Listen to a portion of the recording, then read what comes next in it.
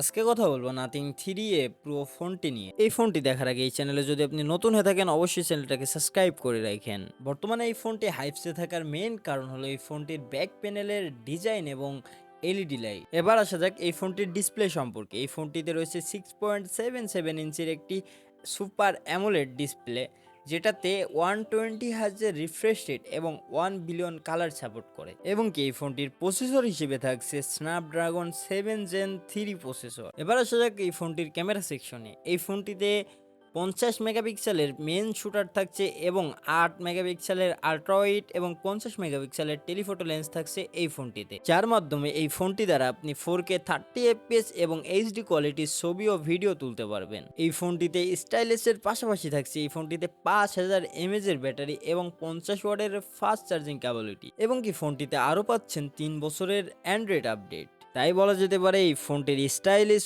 Look এবং এই ফোনটির ফিউচার আপনাকে মুগ্ধ করবে।